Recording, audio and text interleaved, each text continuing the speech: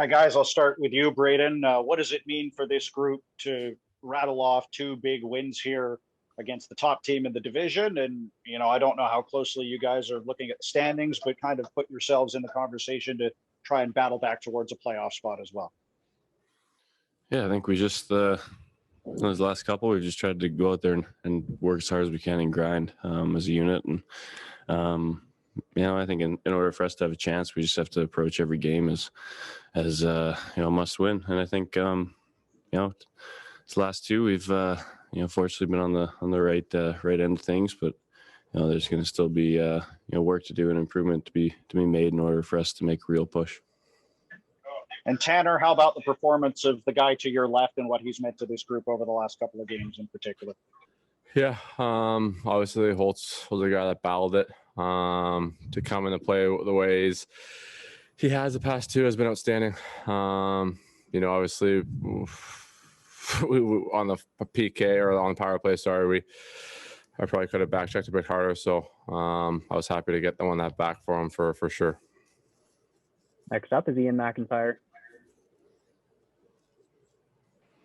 Braden, with the season you've had and the challenges, prior to COVID, how much are you enjoying this moment to get a chance to start a couple in a row and come up with big games for your team? I mean, it's always fun to win. That's why you play. Obviously, this last little bit has been tough on us all. Just trying to get out there and just find a way to give our team a chance to win. I think that's been our goal for this last stretch since we've been back. Whatever happened in the past doesn't really matter. We've got to move forward in order to try and get ourselves in the position to play some meaningful hockey. And how hard have you been on yourself at times this year? It's you look at it, it's really not a big sample size of games, so it's hard to critique much when it's a dozen games or so. So I think we've before the shutdown, we shut down, and now I think we're just making little changes here and there, and it takes time, and I think it's showing through the last little bit. We'll go next to Ben Kuzma. Hey, one for each of you guys. I'll start with Tanner. The power play can be your ticket to make a real concerted push here toward the playoffs. We talk a lot about your options on PP1, but sometimes they're not pretty. They're getting to the net. They're jamming home rebounds. Take me through your goal and how important is it going to be to have those kind of goals? They're not always pretty, but the power play has to click. No, for sure. I think obviously guys up top or ahead of me have plays I like to run, and with Huggy and Millsy and Bess, and they kind of know where each other are going to be if they get into a trouble. My job's not to venture too far away from the net. Puck comes there, tip or screen or whatnot. But no, these guys have played together a long time. They know what they're doing. I'm just doing my thing in front. One for Braden. Obviously, you've been around the game a long time, but there were a couple of goals tonight. I think the 3-2 goal there, the short side by Tavares. There were certainly two screens in front of you. Hamannik's trying to block the shot, and then Nylander's there, and then the kind of bizarre shorthanded goal. How do you muster your resolve after goals like that, just to keep it together and hang tight, because the guys in front of you certainly willed their way to this one? So goals happen. I think their power play goal is pretty well ran play by them. Guys make plays. It's you move on from that, and the shorthand one is just kind of a weird one. It's puck goes the wrong direction, it seems, and it should every time, and then it ends up in the back. It's those things happen. You just move on, and got some big goals on the in the third period especially, and I think that was probably a big reason why we didn't or why we won tonight. Is we didn't get too flustered with anything. We stuck to the plan and just kept pushing. Okay, we'll take a couple more here. We'll go to Thomas Drance. Braden, I know you were right there when I asked Quinn Hughes this question, so I want to save the preamble. But to have the opportunity you guys have, 8 points out, 4 games in hand, considering where it maybe felt like the season was going in February, what does that mean to you? What does that mean to the group? Yeah, it shows that we're not out of it. I think we're kidding ourselves if we can think 2 games is going to, be enough. I think these 2 games we needed to win them in order to stay in it, and now it's you get back to work and you keep pushing if we want an honest chance of competing down the stretch. And I think the way we've battled the last couple of games shows that we're willing to do that. And I think if we keep going forward, we'll have a real good chance of doing that.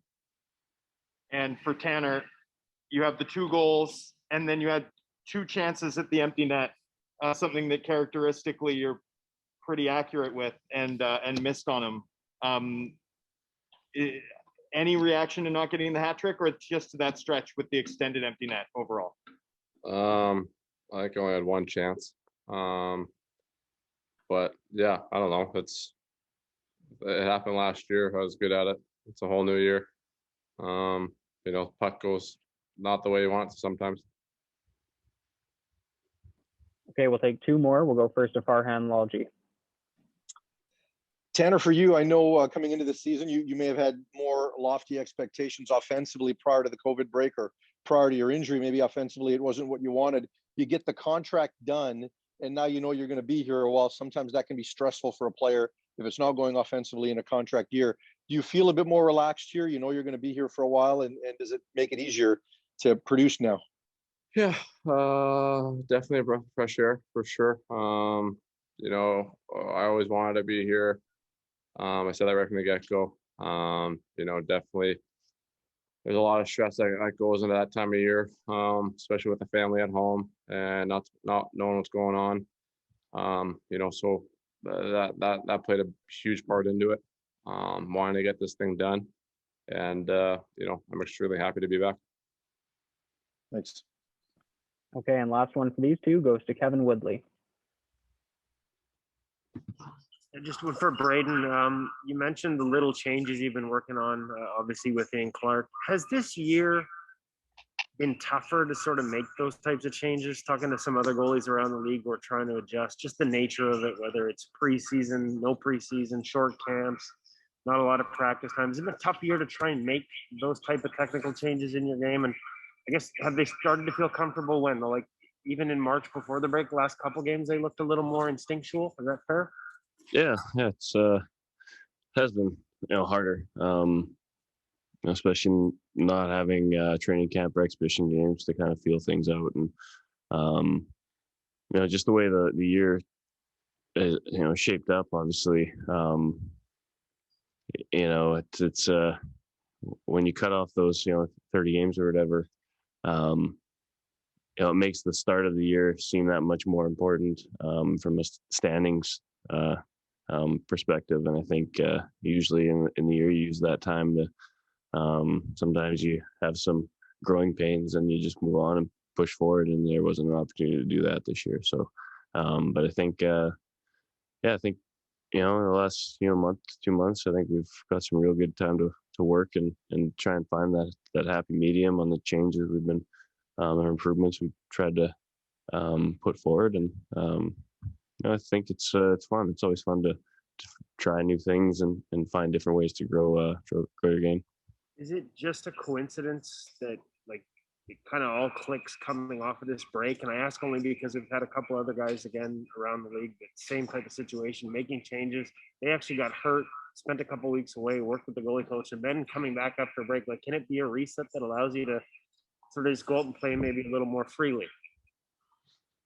I mean, yes and no. I think, Kevin, with goalies, it's you got to look at the way the game shapes up, not the results at the end. I think there's a couple of games before where the results didn't go our way, but I felt there was wasn't a lot of mistakes made. And if you look at our last game, there's a couple plays in the first period, and it could have been 3-0 or something going into the second, and didn't change anything. That's just the way games go. So you gotta take it with a grain of salt. I think my game or our game as a team and is improving, and you just take it one game at a time and keep trying. Do the things you believe can help you win.